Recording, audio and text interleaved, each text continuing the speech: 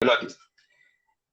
Adentro de los bronquios, ¿cuál es la presión atmosférica que tendría? Aproximada. Ahora ya vamos un poco más aproximado porque hay otros procesos en el medio. Pero estamos más cercanos de los 1018 hectopascales. ¿No es cierto? Fíjense, son tubos que están conectados uno atrás del otro. Al no haber cambios, la presión sigue siendo la misma. No hay cambio de presión. ¿Estamos hasta acá? Sí, profe. Bien. Adentro de los alvéolos, entonces, ¿cuál sería la presión? Si no estoy moviendo nada, de nuevo, no estoy ni inspirando ni expirando. Yo abro la boca, solamente. Si seguimos pensando que son todos tubos conectados, tendríamos exactamente, Valentina, la misma presión. Entonces, si yo quiero respirar y tengo la misma presión, no va a haber forma de que el aire cambie, porque no va a entrar, no va a poder ingresar. ¿Se entiende? Sí, profe. Bien. Entonces, ¿yo cómo tengo que hacer para que ingrese el aire? Tengo que generar ¿qué tipo de presión? Presión negativa. Presión negativa. Muy bien. Entonces, ¿cómo genera esa presión negativa? El cuerpo humano tiene un órgano, un músculo que está dedicado a generar este tipo de presión, que es el diafragma. Fíjense la forma que tiene una forma de cúpula, cuyas inserciones se encuentran sobre la columna lumbar. ¿Sí? Entonces, cuando se contrae, el diafragma va a descender. Al realizar ese descenso, va a atraer las pleuras, que las pleuras van a atraer los pulmones. Entonces, de esa forma va a generar una presión negativa adentro de los alvéolos. ¿Se entiende?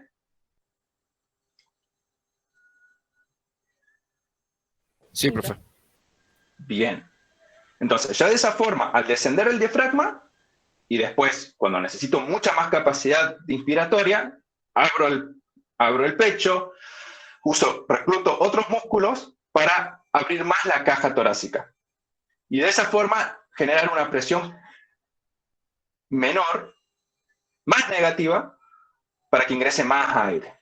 ¿Se entiende cómo ocurre el proceso inspiratorio? Profe, una consulta. Sí, Rafa. ¿Estas presiones negativas no se van en el momento como neutralizando con la entrada del aire? Es que vos cuando haces esa presión negativa, vos estás cambiando las condiciones. Vos estás absorbiendo y el aire va a tratar de llenar esa presión negativa. Claro, Y va a quedar hasta ahí. Si nosotros inspiramos con la boca abierta, ¿no?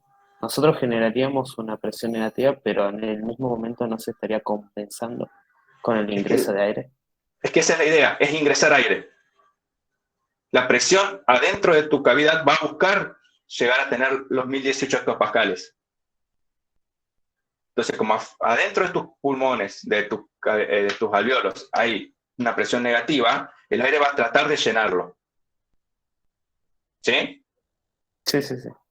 Entonces, ahí es donde ingresa el aire. Profe, Sí, bueno, esto que está explicando que cuando en la inspiración el diafragma baja, de esa manera, bueno, estira, por así decirlo, las pleuras que atraen los pulmones y los agranda, digamos. Sí.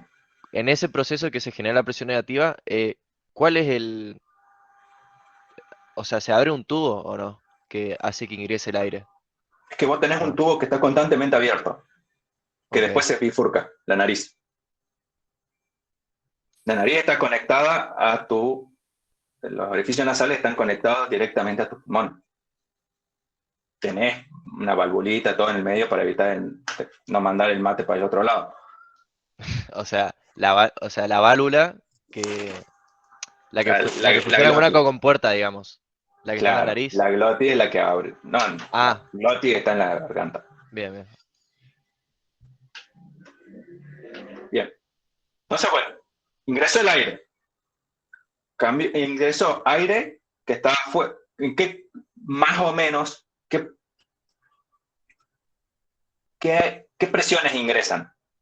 ¿Qué presiones parciales ingresan? las mismas presiones que hay en el exterior. 78% de dióxido de nitrógeno, 21 de oxígeno, 3% y otro de gases raros. ¿Sí?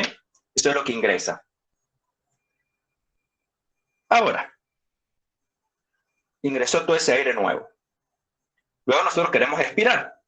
¿Cómo hacemos para expirar? ¿Cómo se le ocurre? Podrían intentar expirar. Y sube el diafragma y aprieta los pulmones y así saca el aire. Bueno, va un poquito más cerca. Entre Rafa y Lauti vamos a sacar la conclusión. Se relaja el diafragma, es decir, vuelve a su posición original. ¿Sí? Acá hay algo que quiero que presten atención. El diafragma para inspirar se contrae. ¿Sí? Pues tiene que descender. Una vez que se descendió, tiene que volver a su posición original, que es una presión relajada. De esa forma va a disminuir el volumen, lo que va a aumentar la presión dentro de los alvéolos, y ¿qué presión tendríamos adentro de los alvéolos? ¿Mayor o menor de la atmosférica? Mayor. Mayor. Muy bien. Entonces, ¿para dónde va a ir el aire? ¿Se va a quedar o va a salir? Va a salir haciendo menos presión. A donde hay menos presión, que sería el ambiente. Exactamente. Hay otras formas también de una expiración forzada donde se reclutan de nuevo otros músculos para achicar la caja torácica a su mínima expresión, levantar las vísceras del abdomen, cosa que de esa forma le empuje más para adentro del diafragma y salga la mayor cantidad de aire posible. ¿Sí? Es una expiración forzada. Pero una expiración normal, común y corriente, la de todos los días, sin ningún tipo de esfuerzo, es algo pasivo. ¿Sí? Es una relajación del músculo, no hay un gasto de energía activamente. ¿Se entiende? ¿Estamos hasta acá? Les fui haciendo muchas preguntas sencillas en el camino porque de esa forma es la que creo que van a poder ir relacionando las distintas etapas. Por eso es la utilidad y lo importante de las pleuras. ¿Sí? Es importantísimo una pleura. Ahora, ¿qué pasa si una pleura está rota? Tiene un agujero de este tamaño. No va a tener diferencia de presión. ¿Por qué no tendría esa diferencia de presión, Rafa? Se equilibraría con el resto del cuerpo y no podés. El diafragma no generaría esa diferencia de presión en la pleura dentro de los pulmones. Cuando decís con el resto, ¿qué sería? ¿Con qué resto? El tórax. Claro, pero vos adentro del tórax, acuérdate que una cavidad. ¿Qué es lo que pasaría dentro del tórax si tuvieras rota la pleura? A decir verdad, no sé. Es como que perdería el vacío. Una forma de decirlo es perder el vacío. ¿Sí? ¿Qué es lo que pasaría? Tendrías un agujero y si adentro de esa presión, ya vamos a ver por qué, se va a colapsar el pulmón y el aire que va a reclutar, o sea, que va a llenar ese espacio, ¿qué presión va a tener?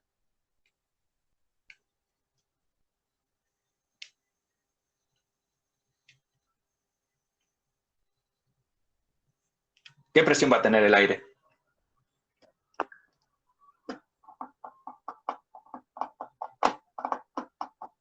¿Atmosférica? El aire que presión llena el atmosférica. espacio, profe, dijo. Claro, la presión atmosférica. Exactamente. Entonces, no vamos a poder generar esa diferencia de presión, por lo tanto, ¿qué es lo que no vamos a poder hacer si tenemos un agujero en la pleura? Que es el exterior, obviamente, ¿no? Inspirar. Exactamente, no vamos a poder inspirar porque no vamos a poder generar la presión negativa. Profe, Sí, Lauti. es por esto que cuando estamos en lugares muy altos, donde hay menos presión atmosférica, nos cuesta más respirar porque tenemos que generar más presión negativa, debido a que la presión es menor, la atmosférica. Uy, qué pregunta, qué pregunta. No, no es por eso. Bueno. Es por otra cosa. Añé, vos que estás en Calera, ¿a qué altura estás? Más o menos. Más o menos que la ciudad de Córdoba. Más, ¿no es cierto? Qué pregunta tarada que hice. Acá estoy. Y es un poquito más, pero no sé decirte. En Córdoba estamos a 620 metros a nivel del mar. Vos Sí. en tu ciudad natal debes estar un poco más, 200, 300. Salta debe estar un poco más, debe estar entre los 800, me parece. Ahí va. Ahí tenés 2 puntos de comparación, sí. Tenemos punto de comparación. A ver, bueno, veamos la prueba. ¿Cuál es la presión atmosférica en Salta?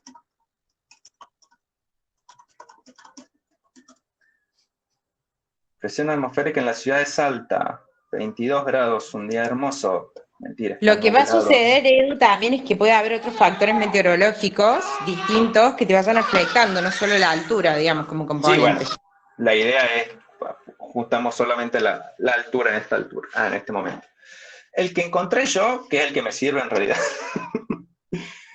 es 1015 hectopascales. ¿Sí? Es menor la presión.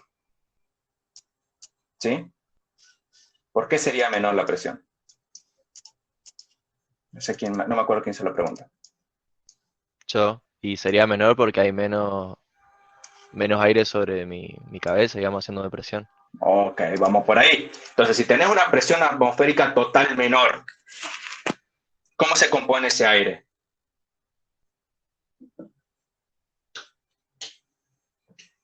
El 78% de nitrógeno, 21% de oxígeno y 21% y resto de dióxido y gases raros. ¿No es cierto? Sí. Bueno. Entonces, si es menor la presión total, el aporte de la presión parcial de oxígeno, que es lo que nosotros necesitamos, ¿cómo va a ser? Menor. Mentira, va a ser el mismo. El aporte siempre es el mismo. El porcentaje siempre es el mismo. ¿Sí? ¿Qué es lo que va a cambiar? La presión parcial de oxígeno es la que va a cambiar. ¿Por qué? Porque la presión total, así como pusieron ustedes acá, me emocioné demasiado, la presión la presión parcial de cualquier gas, en este caso el atmosférico, va a depender, la concentración va a ser la misma, pero va a depender de la presión total. ¿Sí? Entonces, si en Salta estamos a 200 metros más que en la ciudad de Córdoba, entonces la presión total debería ser menor, porque está más alto. Entonces, de esa forma, la presión parcial de oxígeno también va a cambiar. Ya lo vamos a ver, creo que me emocioné y me adelanté demasiado, pero bueno, una de las patologías, no es una patología, una condición que vamos a charlarlo más adelante. ¿Sí? Volvamos con las pleuras, que esto sí me interesa que les quede bien claro. Entonces, pleuras, No se está viendo tu pantalla, Edu, ¿no? ¿no? Dice que paras de compartir. Sí. Ahora ven. Sí, se ve. Ah, entonces yo te dejé de ver, disculpa. Ok. Bien. ¿Se entendió lo de pleuras? ¿Se entendió cómo respiramos mecánicamente, cómo es el cambio, el ingreso y el egreso de aire? Sí, profe. Sí, profe. Bueno, ya metimos aire. ¿Sí? Ya entró el aire a nuestros pulmones. ¿Y ahora qué es lo que hay que hacer? ¿Qué hacemos ahora cuando ingresa el aire a nuestros pulmones? Se sacamos el produce oxígeno. el intercambio gaseoso. Exactamente, tenemos el intercambio gaseoso. Para realizar el intercambio gaseoso hay algo muy sencillo. Hay que tener en cuenta dos cosas. En realidad una sola. ¿De dónde viene la sangre que llega a los pulmones? Ventricular. Tiene un nombre, el De la vaso que arteria llega. pulmonar. Exactamente, la arteria pulmonar. ¿Qué características tiene la sangre en la arteria pulmonar? Que es venosa. Es venosa. ¿Qué significa que sea venosa? Carece de oxígeno. Pues, sí, tiene una menor presión de oxígeno, menor presión parcial, digámosle, de oxígeno, y tenemos mucho que. Muy bien, tenemos una presión parcial alta de dióxido de carbono. Alta para lo que tenemos que tener, ¿no? Ojo. Entonces, llega esa sangre y va al intersticio alveolar, que no me pusieron la foto de eso. Bueno, acá, este me gusta más. Tenemos acá, ¿sí? Llega el eritrocito, tenemos un lado el alveolo, el otro lado el capilar. Tenemos el espacio intersticial y tenemos un surfactante, no lo vamos a hablar todo. ¿Cómo logramos que esto ocurra? Acá dice difusión de dióxido de oxígeno que va del alveolo al capilar y del dióxido hacia el alveolo. ¿Cómo logramos que eso ocurra?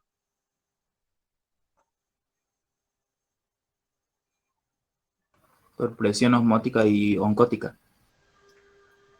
¿Qué tienen que ver las proteínas con todo esto? Nada. Por presiones parciales. Recuerden que acá, que el oxígeno va a tener, dijimos que es pobre la cantidad de oxígeno que tiene el capilar, la sangre que llega al pulmón. ¿Sí? Es pobre en oxígeno, si tenemos una presión parcial baja al oxígeno. ¿Qué tan baja? Está acá. Y vamos a buscar lo que tengo yo acá. ¿Qué tan baja es la presión parcial de oxígeno? ¿Alguien sabe cuál es la presión parcial de oxígeno adentro del capilar? 105 miligramos de mercurio. ¿Milímetros? Adentro del capilar. 40. 40, muy bien. Vamos a dejar el dibujito acá. Este dibujito, fíjense que está sacado, copiado de una mala foto de Gaito, ¿no? Entonces, la presión que llega al capilar es de 40 milímetros de mercurio, presión parcial de oxígeno. La presión parcial de oxígeno alveolar, que es la que ingresó, con una presión parcial asumiendo presión atmosférica de 756 milímetros de mercurio, tenemos una presión de 104 milímetros de mercurio en el alveolo. ¿Sí? Entonces, ¿qué es lo que va a ocurrir acá? Va a haber un intercambio. Y fíjense este gráfico que es muy interesante, que a mí me gusta muchísimo. Que tenemos 40 milímetros de mercurio en la presión parcial de oxígeno en sangre, que es el extremo arterial. Y vemos que rápidamente llega a este punto, casi a Cachichén, pasando 100. ¿Sí? Esto ocurre en el primer segmento del capilar pulmonar. ¿Por qué ocurre esto? ¿Alguien sabe? ¿Quién se le ocurre?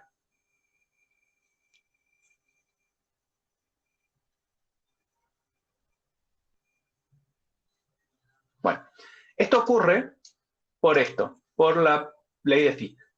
Fíjense que acá la diferencia de presiones es determinante y directamente proporcional a la velocidad de difusión del gas. Acá tenemos una gran diferencia de presiones entre un punto y el otro.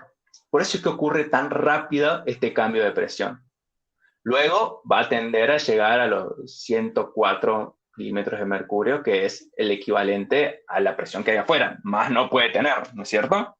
No podemos llegar a los 106 milímetros de mercurio. ¿O sí?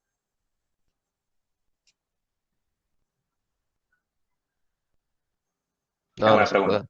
No, no se puede. Muy bien. No se puede. Y de acá sale del extremo venoso del capilar pulmonar. ¿Y a dónde va?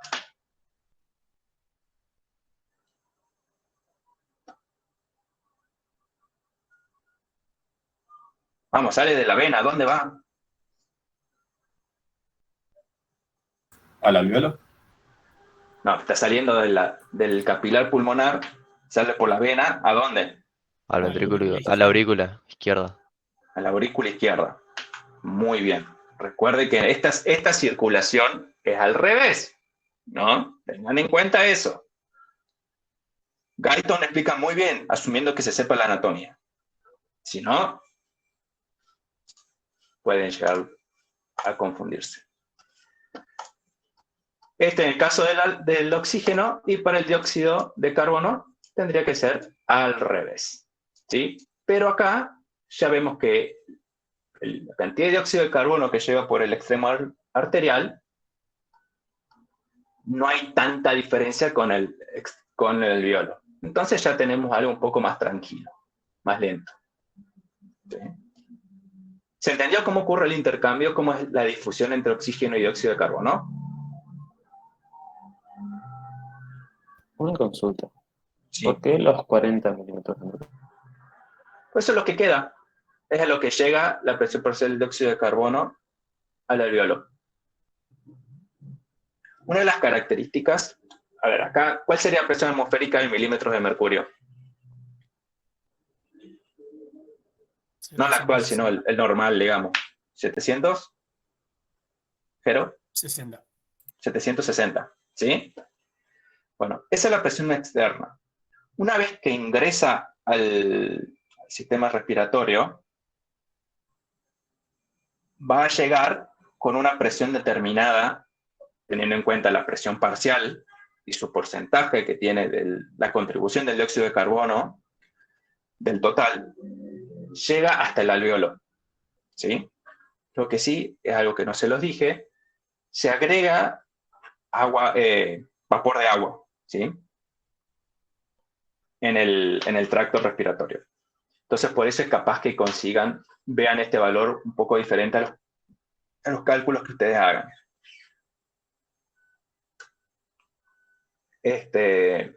Por eso es el 40, Rafa.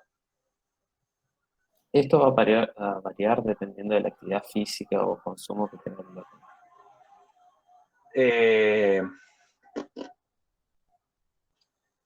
Varía de muchas cosas. Una de las cosas que puede llegar a variar es el tipo de persona, la actividad que calculo que debe ser una de las cosas que varía. Otra cosa que ayuda a variar mucho es el hábito. Por ejemplo, la gente con tendencias al tabaquismo o que se ha fumado varias cosas, también estas presiones cambian, principalmente la presencia de dióxido de carbono.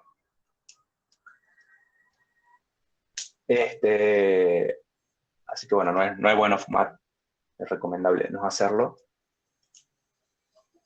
Profe, Sí, estos valores de presión de dióxido de carbono y oxígeno en la sangre se pueden medir, ¿verdad? sí, se puede medir. Y si tengo valores anormales, me Que sería un induce, balón anormal. y no sé, tener una presión muy alta de oxígeno en el cuerpo a la hora en lo que es la sangre venosa. A ver, tener cambios, diferentes tipos de presión. A ver, primero aclaremos que estamos dentro del campo del qué pasaría si. Bueno, esto sería lo normal, es lo que está en la pantalla. Ahora, Sí. ¿qué pasaría si?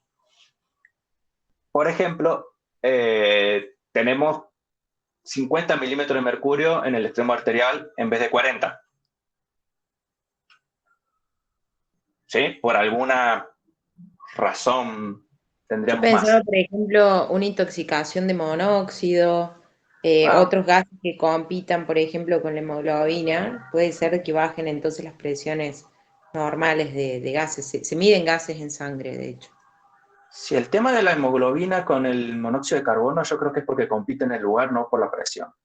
Me parece que es algo más geográfico. No, sí, seguro, compiten en el anclaje con la hemoglobina, pero vas a tener una presión parcial de oxígeno menor. Menor, sí. Ahí sí Sí, puedo aportar, es como, sí, habrá una Rodri. diferencia o sea, la presión parcial de oxígeno va a ser un poco más chica de lo habitual. De todos modos va a ser bastante más grande que la diferencia de presión que hay de dióxido de carbono, pero el tema es que el dióxido de carbono tiene muchísima más afinidad, entonces sale ganando tanto el monóxido como el dióxido de carbono. El monóxido en este caso tiene mucha más afinidad, entonces sale ganando en unirse a la hemoglobina. Pero es Exacto, cierto que cambia un entran en poco juego la las presión parcial. afinidades. Correcto, entran en juego las afinidades también, por ahí estamos mezclando las cosas, pero Sí, sí, depende. Más allá del estado patológico, entendamos cuál es la condición normal, que es a donde va el Edu. sí, yo no quería mezclar todavía lo de las afinidades, pero sí, digamos, es otra. Ahora, si tuvieras más una presión parcial, no hubieras consumido todo el dióxido de carbono, todo el oxígeno, perdón, esa velocidad cambiaría, ¿sí? Esta que está acá. Cambiaría y tendrías oxígeno disponible. Eso de nuevo es un qué pasaría si y viendo la fórmula y viendo el comportamiento de un gráfico. Sería muy raro, creo yo, que Claro, o se sea, dé la situación, ¿sí? si caen mis glóbulos rojos ahí al alveolar con 60 miligramos de mercurio de presión de Mililitros. oxígeno, mililitros de mercurio, perdón, y lo único que cambia es la velocidad, o sea, no, nada Cambiaría más, la digamos. velocidad. La idea siempre es tener la misma cantidad de presión parcial de dióxido de oxígeno adentro de la sangre como lo que está presente en la presión alveolar. ¿Sí? Ahora, Sí, si vos estás en un ambiente que tiene una muy baja presión parcial de oxígeno, entonces ahí sí ese 104 se cambiaría. Y si tenés, por ejemplo, 60 milímetros de una presión parcial de oxígeno de 60 milímetros de mercurio disponible, entonces no llegaría al 104 nunca. La presión parcial de oxígeno presente en el alveolo es, digamos, su factor limitante. ¿Sí, Lauti? sí, se entiende. Perfecto. Bien.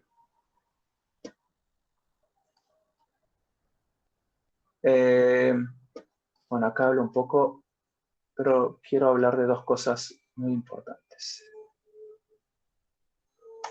El surfactante y la hemoglobina. ¿Dónde estoy? Bueno, de nuevo, los volúmenes pulmonares y capacidades pulmonares es una cosa en un dark team. Es sencillo. Prefiero que veamos el surfactante y disociación de hemoglobina, que me parece un poco más complicado que ver los volúmenes y las capacidades. Pero aún así, volúmenes y capacidades es importante que lo sepan. Es importante que lo sepan. Puede aparecer alguna pregunta de algo. Es importante que lo sepan. Guiño, guiño. Sí, Voy a ya no seguir sé la cómo charla. decirse los años.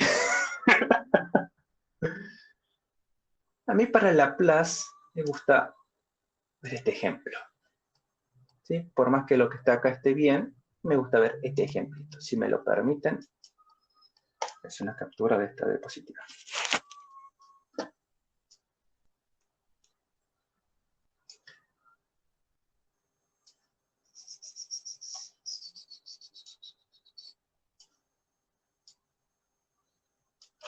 Estos saben que Vale, creo que sabe que me gusta tomarlo. ¿Te acordás, Vale, de esto? Creo que fue Vale. Bien. Acá tenemos un ejemplo muy feo. Vamos a hacer otro. Este me gusta más.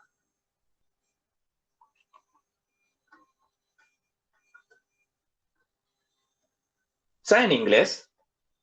Random la pregunta mientras busco el grafiquito que quiero. Pues tengo un link si les gusta para mejorar. No sé si ya lo tienen, pero es este. Estaba libre. Se llama Atlas de ¿Digital? Fisiología a Color. Lo pueden buscar, está libre. Es de Agamenón. Sí, sí, no Oh, sé qué sí. Don Troya vino e hizo el libro, pero la verdad es espectacular. Épico. Sí, sí, sí, está muy, muy bueno.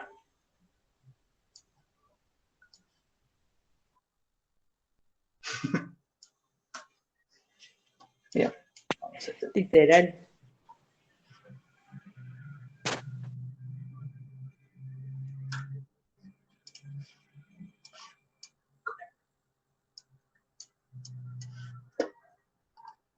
Para sacar gráficos está muy bueno, porque está re bien explicado lo que es la fisiología. Y con todo Atlas en color, así que está muy, muy bueno. Bien, tenemos este siguiente gráfico. ¿Qué nos hace parecer esto? ¿Qué parece ser? Esa burbuja que se encuentran ahí. Tengamos un poco así como mucha imaginación. ¿Qué pueden ser? Un par de alvéolos, ¿no es cierto? Les dije mucha imaginación.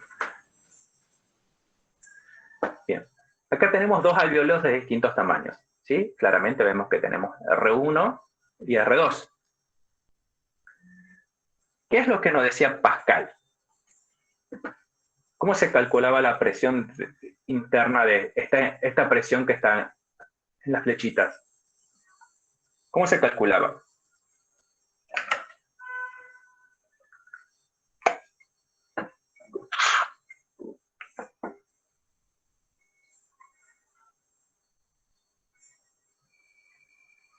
Se supone que física ya vieron, ¿eh? No es con la fórmula que está ahí al lado, que tiene 1 sobre R1 más 1 sobre ¿Qué R2. fórmula? ¿Qué fórmula? El delta P es igual a 1 sobre el radio 1 más 1 sobre el radio 2, o por Bien. algo. Bien, o sea, vamos a tener que la presión va a ser proporcional, directamente proporcional a la tensión que haya, ¿sí? O la presión en este caso, dividido el radio, ¿no es cierto? Que va a ser inversamente proporcional a la presión. ¿Estamos? Eso es lo que dice la fórmula que está ahí. La presión va a ser directamente proporcional a la tensión. No me interesa que se sepa en este momento el valor de la fórmula, pero con eso ya me alcanza. Ahora, ¿qué veo yo de esto?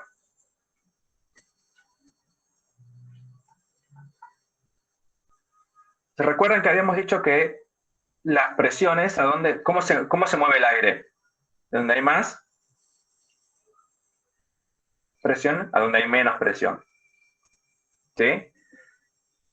Si yo tengo este alvéolo que tiene un radio más grande, ¿cómo sería la presión de este alvéolo? Menor.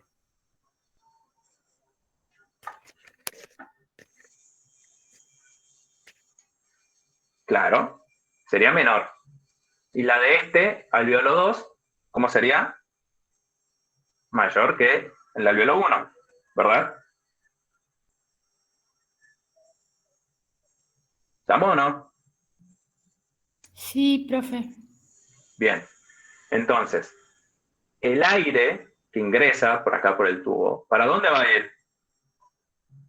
¿Para 1 o para 2? Para 1. Para 1. Y el aire que estaba en 2, ¿para dónde va a ir?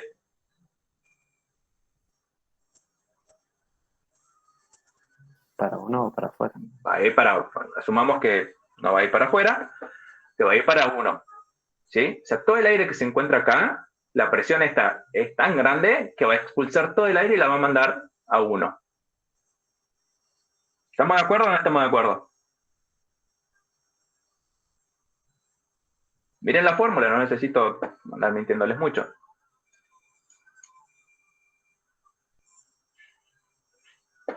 Su silencio no me está tranquilizando, gente. Sí, profe, sí, se entiende.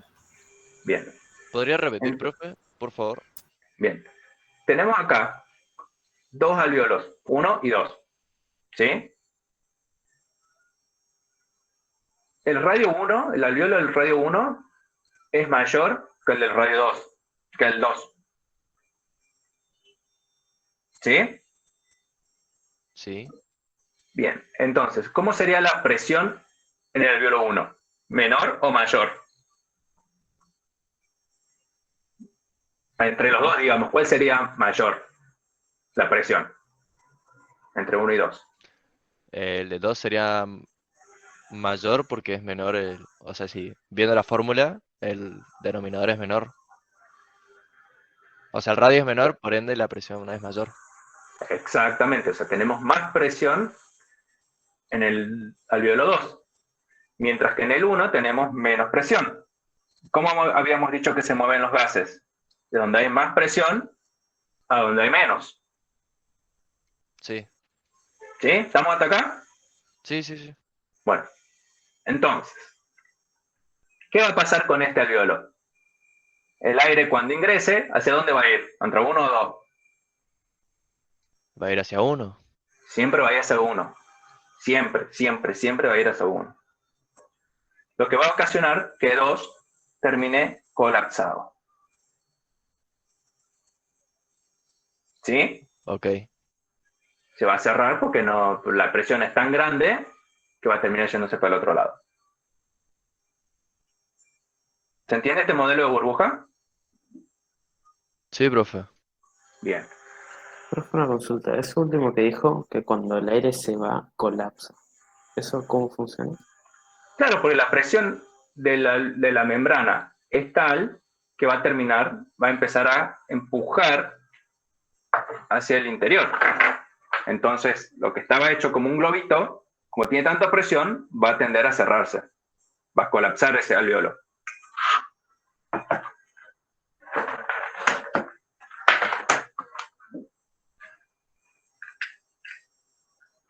Una cosa así.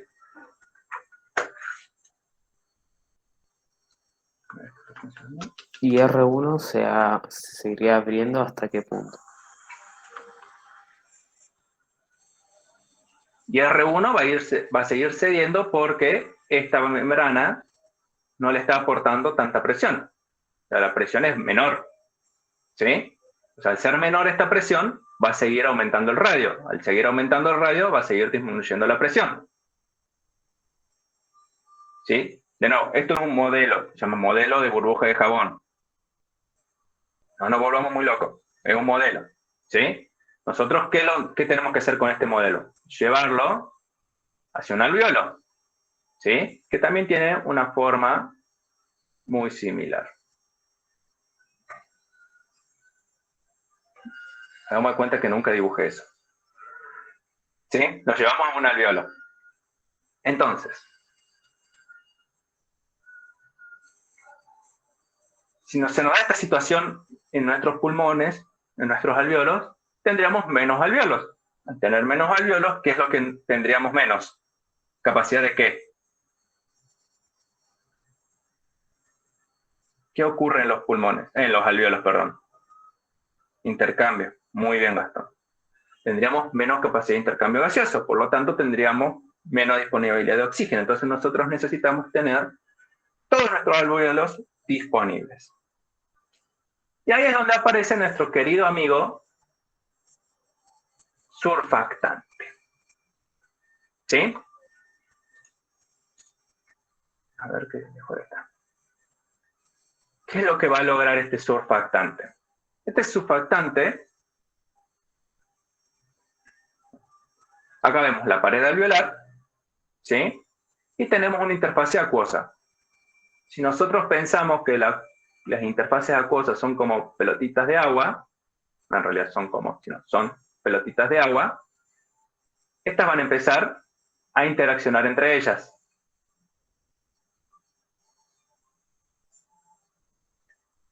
Pero la que está en la superficie, no tiene con qué interaccionar afuera, entonces van a tender a empujar, generar ese mayor radio para disminuir la presión. ¿Sí? Lo que hace el surfactante es venir y entrometerse entre estas moléculas. El surfactante tiene dos partes, una parte hidrofílica y una parte hidrofóbica. Entonces, de esa forma se intromete en el medio, lo que hace que esta tensión que genera el agua no sea tan alta.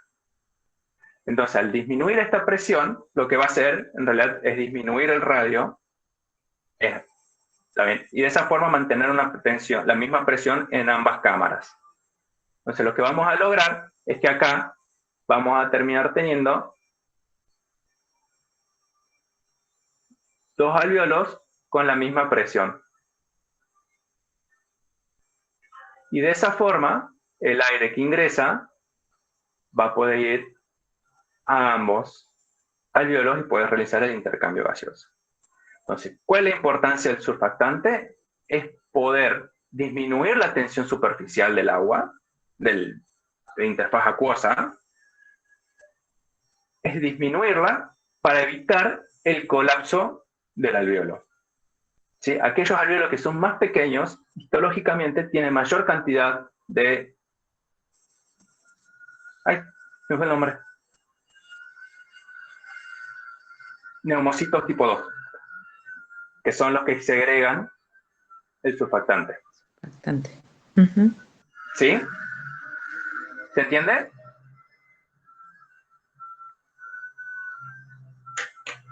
Sí, profe. Buenísimo. Bien. ¿Qué nos queda? Volúmenes, capacidades y la curva de disociación. Bueno, vamos a comenzar con lo básico. ¿Qué es la hemoglobina?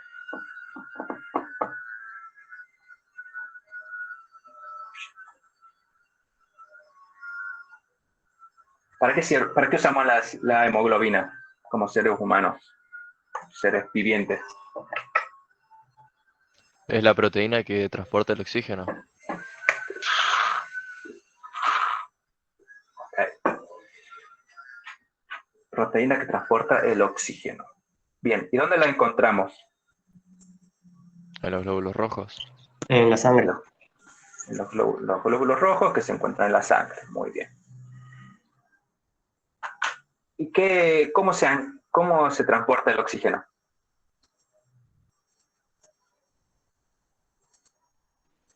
La hemoglobina de la sangre puede absorber hasta 4 moléculas de oxígeno y adicionalmente a eso hay una pequeña cantidad de oxígeno disuelta en la sangre. Ok. ¿Y solo transporta oxígeno? No se pregunta porque no lo sé.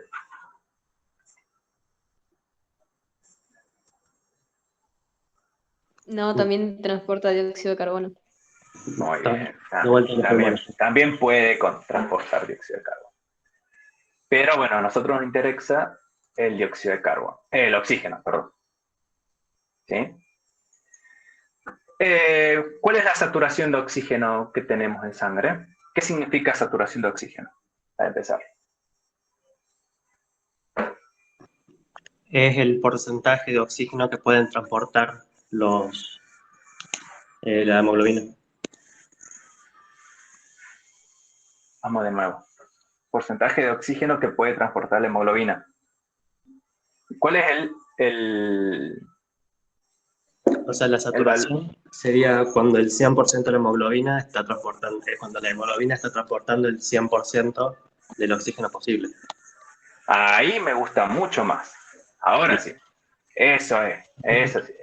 Exactamente, Lucas. ¿Puedes repetirlo para todos? Ahí. Vamos. La saturación es cuando la hemoglobina está transportando el 100% del oxígeno que puede transportar. ¿Y de qué dependería ese oxígeno que se puede transportar? Esa disponibilidad de oxígeno, ¿de qué depende? Principalmente de la presión parcial del oxígeno, como Excelente. el gráfico, aquí a la derecha, y se puede ver afectado tanto por el pH en sangre como la temperatura del aire que estamos respirando. Excelente. Este gráfico que está acá es lo que acaba de decir Lucas. ¿Sí? Fíjense que tenemos la curva de disociación de oxígeno o saturación. Tenemos la saturación de oxígeno de hemoglobina y la presión parcial. Fíjense que a medida que cambia la presión parcial de oxígeno en sangre, cambia la saturación de la hemoglobina. Entonces, cuando tenemos una presión del 50%, vamos a poder saturar en un máximo de 80% de la saturación de la hemoglobina. ¿Sí? ¿Se entiende?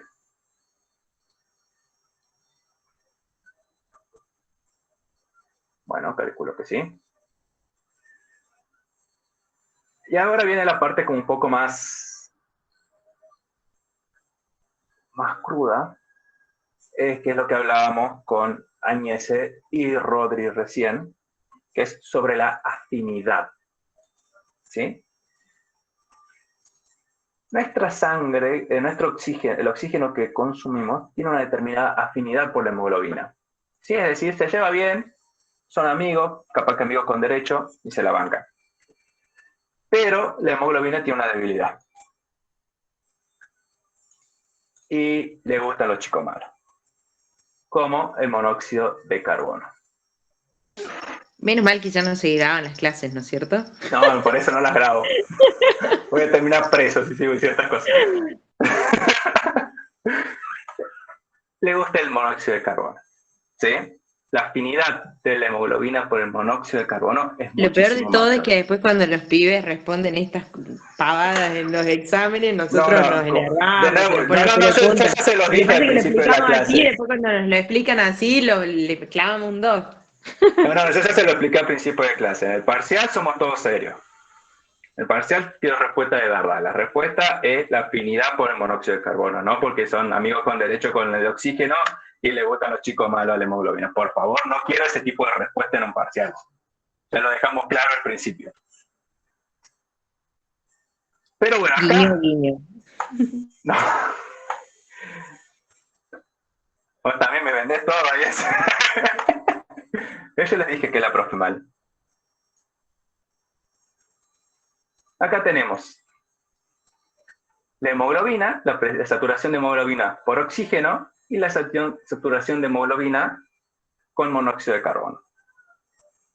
¿Dónde vemos la afinidad? Podemos ver que para presiones muy pequeñas, la hemoglobina aumenta mucho de la saturación en el monóxido. Está bien. Entonces, acá es donde vemos. Muy bien, Lucas. Vemos acá. Fíjense que el monóxido de carbono con apenas 0,2 milímetros de mercurio ya está saturando cerca del 80%. Mientras que para lograr el 80% de saturación, estamos hablando con 50 milímetros de mercurio de presión parcial de oxígeno. ¿Sí? Fíjense las magnitudes, casi creo que son 200 veces. Si no me falla el cálculo rápido. Entonces, esto es más que nada para que vean una cosa, porque es tan importante, principalmente, bueno, ya se nos está terminando el invierno, pero ¿por qué ocurren tantas barbaridades, tantas cosas en invierno principalmente? Cuando queremos tener todo el lugar cerrado y no tenemos una ventilación correcta y no tenemos un tipo de calefacción, o sea, no tenemos calefacción que tenga un tiro balanceado o algo por el estilo. Entonces, Sí, atentito, la mayoría de ustedes son estudiantes, vienen del interior, alquilan departamentos, esos equipos no tienen un carajo de mantenimiento y son chiquititos, así que paren las antenas. Sí, es para prestar atención más en estos días que los últimos días de frío. Ya está terminando, son unos sobrevivientes, pero hay muchas personas que no sobreviven los inviernos y se debe principalmente a esto, ¿sí? La hemoglobina le gusta el monóxido de carbono, tiene mucha afinidad por el monóxido de carbono y en la mínima cantidad ya comienza a generar síntomas. ¿Qué tipo de síntomas? Es un mareo, capaz que vómitos, son los primeros síntomas, y luego ya son las somnolencias y después ya no la contás. ¿Sí? Entonces, Y si estás dormido no tenés esos síntomas, entonces no los es una tenés. macana, porque no Por eso, tenés el reflejo del vómito ni nada de eso. Entonces, es algo para estar muy atentos y generar conciencia en las Yo he personas que perdido están mi alrededor libro del nuestro. Chang, pero en el Chang, el que lo tenga, el de química, en uno de los últimos capítulos salía un artículo de esta cuestión del monóxido, y si no me equivoco era algo así como un volumen del 2 o el 5% del volumen de una habitación. El monóxido te mataba en 2 horas.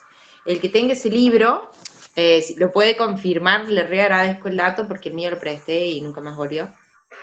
No se prestan los libros, Genia. Yo también perdí mi Chang. Lo había prestado igual. Perdí mi chin, mi ichin, ¿cómo es? Bueno, este es el tema de la hemoglobina y el monóxido de carbono principalmente, que no es que nos gusta, sino que en realidad tratamos de mostrar el tema de la afinidad y no sé si a generar un poquito de conciencia, pero evitar que esto pase. ¿Sí? Bueno. ¿Alguna duda? Esto de la afinidad, ¿tiene una unidad de medida para distintos elementos? Hasta donde yo sé, se trabaja solo con el tema del... No tengo idea. La verdad, capaz que es con concentraciones. La verdad, no lo sé. Ponele, el monóxido de carbono tiene más afinidad, más cantidad de veces que el oxígeno, pero no sé si hay alguna unidad. Eso sí no lo sé, Rafa. Yo hice con una compañera la parte esta de saturación recién, Sí. y acá estaba leyendo el Ganong. En esta parte dice que la estructura cuaternaria de la hemoglobina es lo que determina la afinidad. Sí. No sé si eso estás preguntando. ¿A eso te referías, Rafa? Yo entendí como unidades tipo milímetros de miligramos por mililitro. Claro, no, sí, me refería a eso de unidades. Bien, ahí está. Bueno, ¿Profe? ¿alguna duda más? Sí, yo. Bueno, entonces la hemoglobina tiene una afinidad considerable respecto al monóxido y al dióxido de carbono, comparándola con la afinidad que tiene con el oxígeno. O sea, con el oxígeno es menor, con el monóxido es mayor. Yo quería saber qué pasa con el nitrógeno que viene en el aire. Bueno, el nitrógeno es un gas inerte que nosotros no lo utilizamos, lo único que hace en realidad es ocupar lugar. Y va Capaz que disuelto. alguien me puede mejorar la respuesta, pero es para hacer eso, es para diluir la concentración de oxígeno. El, No creo que el ese sea el- nitrógeno lo que tiene va disuelto en sangre y eventualmente puede haber algún problema. ¿Te acuerdas con las embolias gaseosas por diferencias de presión de los buzos y demás?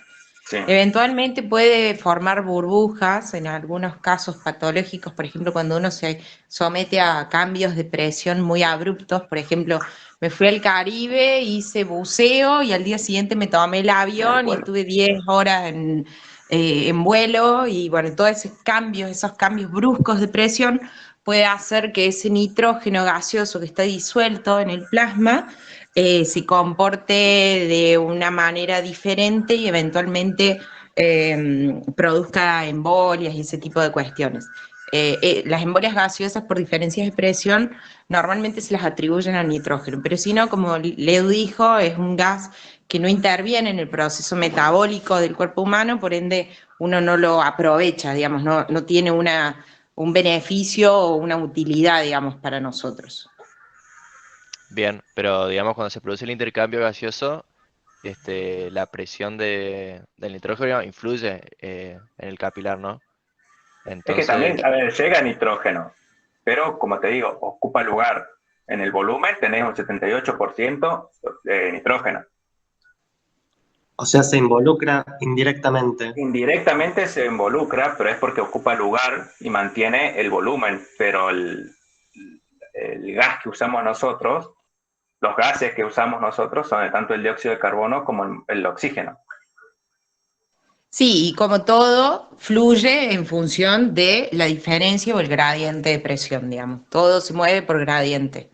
Lo que pasa es que no tiene un beneficio fisiológico y desde ahí que no lo estudiamos, ¿no es cierto? Claro, exactamente.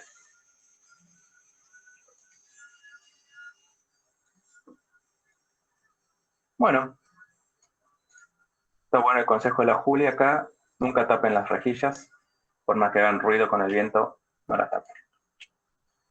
Y si no tienen tiro balanceado, por favor dejen un culito abierto a las ventanas, no se van a enfriar. Sí, y cuando las hornallas empiezan a manchar de hollín o los artefactos de gas empiezan a manchar, eso también da la señal de que está haciendo una combustión incompleta y ahí eventualmente está produciendo monóxido también, ¿no? Así es.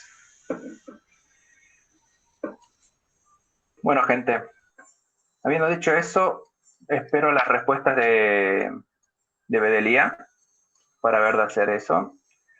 Yo ahora me voy a quedar 2 minutitos con Añez charlando. Y bueno, que tengan una buena semana y nos estamos viendo y yo les aviso cualquier cosa. Un Sí, saludo a todos, chicos. tener un sensor es lo mejor. Pero Sí, como les yo lo decimos, tengo. Yo yo lo no tengo.